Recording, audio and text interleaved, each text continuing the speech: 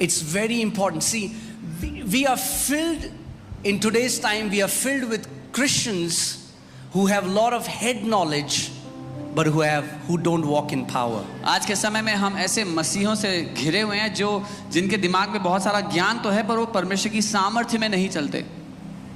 You cannot win the world by your head knowledge. इस दुनिया को आप अपने दिमागी ज्ञान से नहीं जीत सकते हो. We cannot argue and win people. हम बहसबाजी करके लोगों को जीत नहीं सकते. So don't argue. इसीलिए बहस मत करो. Demonstrate the kingdom of God. परमेश्वर का राज्य साबित करके दिखाओ. Demonstrate the kingdom of God. वो राज्य प्रकट कर दो. You are an ambassador of the kingdom of God on this earth. आप परमेश्वर के राज्य के एक राजदूत हो इस पृथ्वी पर. Amen. I want to let's go to the scripture. 1 Corinthians chapter 2 verses 4 and 5. पहला कोरिन्थियों 2 उसका 4 और 5 देखते हैं. And my speech and my preaching were not with persuasive words of human wisdom. और मेरे वचन और मेरे प्रचार में ज्ञान की लुभाने वाली बातें नहीं. Amen. Amen. But in demonstration of the Spirit and of power. परंतु आत्मा और सामर्थ्य का प्रमाण है. That your faith ताकि should not be in the wisdom of men, but in the power of God.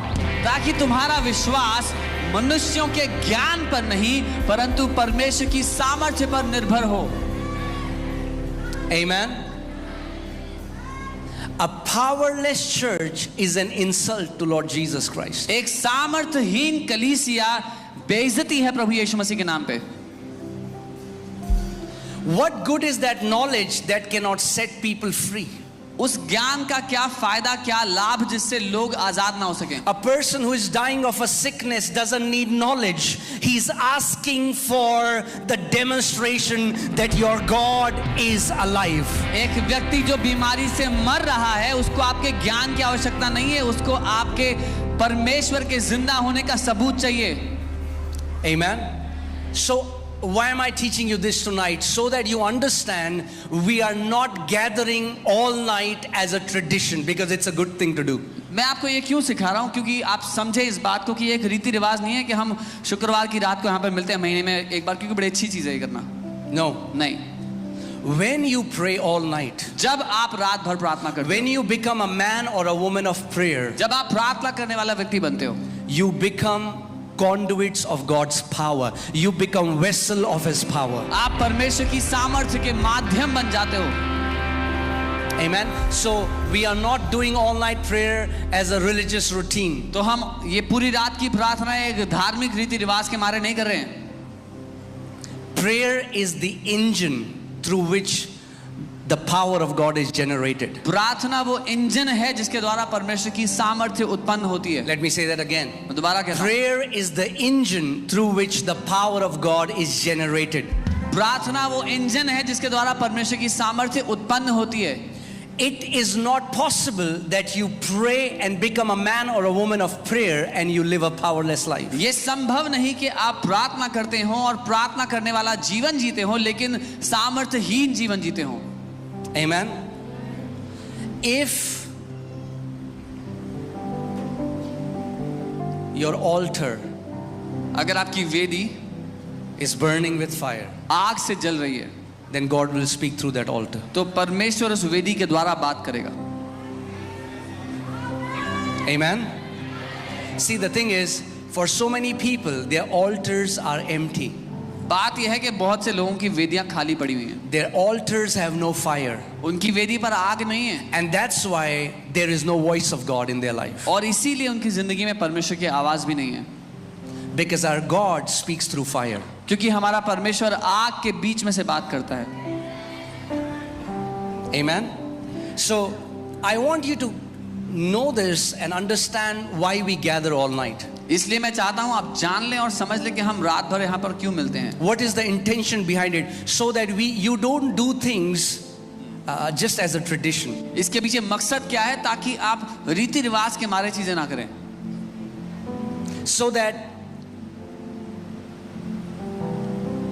we all gather with the same purpose. We have one mind, one language. ताकि हम सब के सब एक ही मकसद के साथ इकट्ठे हों, एक मन और एक भाषा के साथ। Lord Jesus Christ wants his church to be full of his power. प्रभु यीशु मसीह चाहते हैं कि उसकी कलीसिया सामर्थ्य से भरी हुई हो।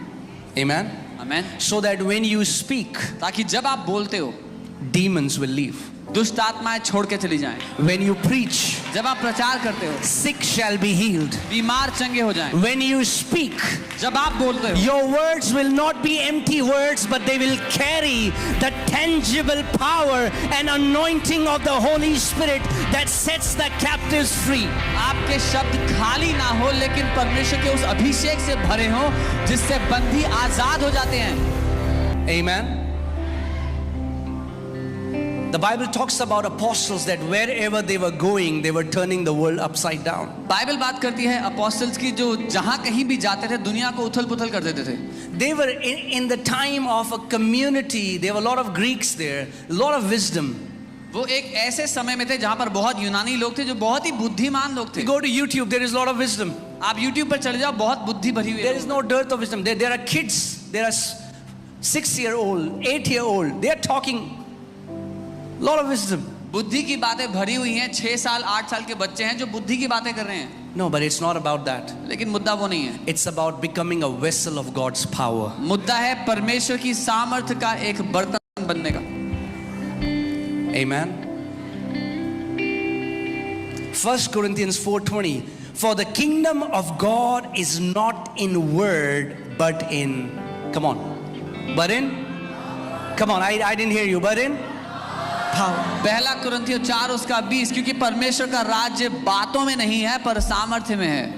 Amen. Tonight, आज की रात so many of you are becoming vessels of God's power in Jesus' name. आप में से बहुत से लोग परमेश्वर की सामर्थ्य का बर्तन बनकर जा रहे हैं यीशु के नाम में। God's power is not just for pastors, not just for leaders, but for every born again child of God that is filled with the Holy Spirit. परमेश्वर की सामर्थ्य केवल पास्टर्स के लिए या लीडर्स के लिए नहीं है, लेकिन हर एक नया जन्म पाए हुए परमेश्वर की संतान के लिए है। Amen. आमेन।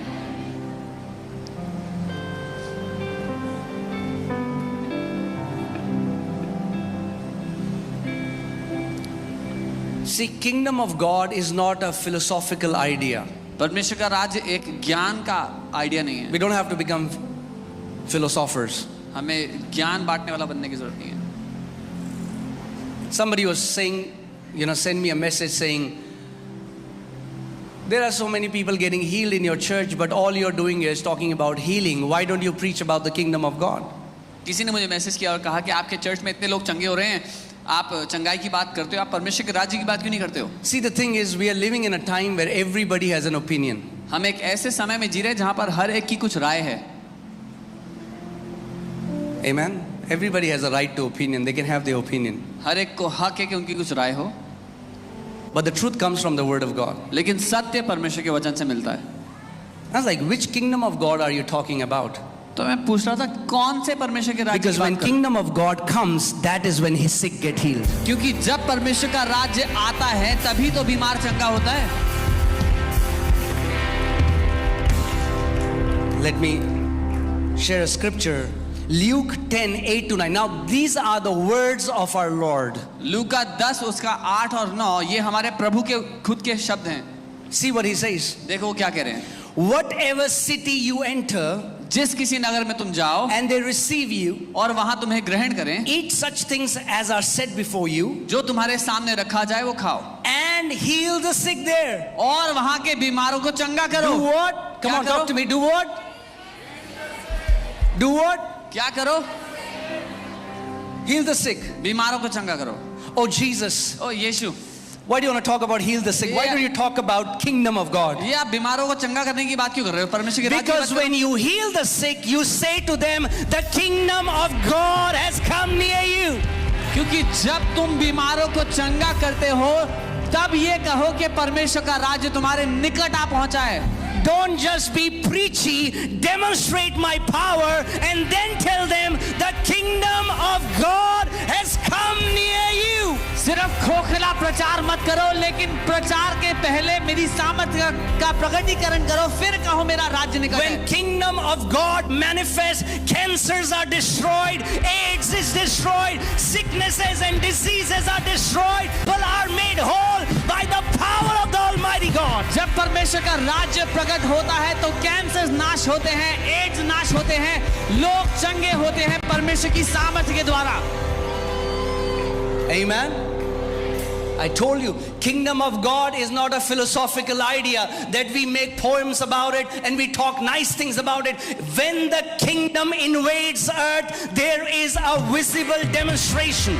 मैंने बताया था परमेश्वर का राज्य ज्ञान की बात नहीं कि उसके बारे में कविता लिखी जाए और सुंदर बातें कही जाए, लेकिन जब परमेश्वर का राज्य प्रकट होता है तो शारीरिक सबूत के साथ होता है। Amen. And your father wants और आपका पिता चाहता है you become that kingdom carrier. आप वो राज्य को लेकर चलने वाले बन जाओ। You become that kingdom carrier. आप वो व्यक्ति बन जाओ जो राज्य को That लेकर through चलता you. है। कि आपके द्वारा। Come on, turn to your neighbor, say through you. अपने पड़ोसी को देखो, बोलो आपके द्वारा। Come on, come on, come on. Tell them through you. उनसे कहो आपके द्वारा। The Lord wants to set the captives free in Jesus' name. परमेश्वर बंधन में पड़ों को आजाद करना चाहता है।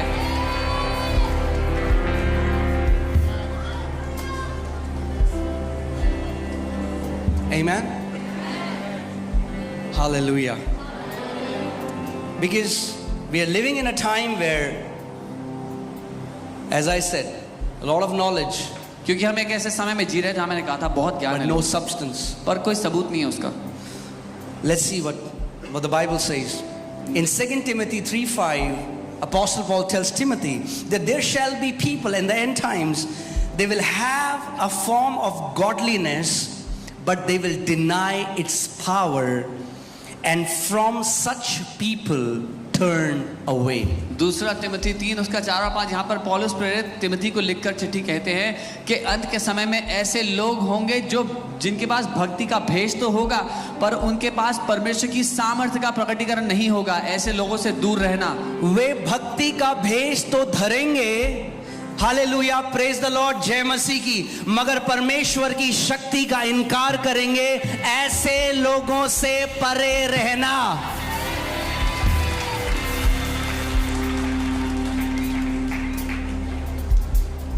Amen. प्रेज द लॉर्ड बोल के नहीं होता, प्रेज द लॉर्ड आपका परमेश्वर चाहता है ऐसा जीवन जियो आप, आपके द्वारा उसकी बड़ी महिमा हो, तो लोग बोले सच में ये व्यक्ति परमेश्वर का बंदा है।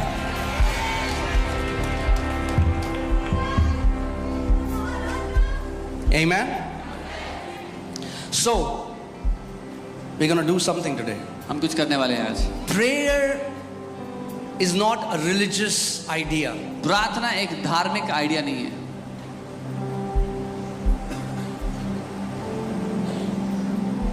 Prayer is an interaction between the seen realm and unseen realm. प्रार्थना एक बातचीत है दिखाई देने वाली और अदृश्य दुनिया के बीच। Whenever people gather together and pray, heaven invades at that place. जब कभी लोग साथ मिलके इकट्ठे होते हैं और प्रार्थना करते हैं, स्वर्ग वहां पर आ जाता है। Amen.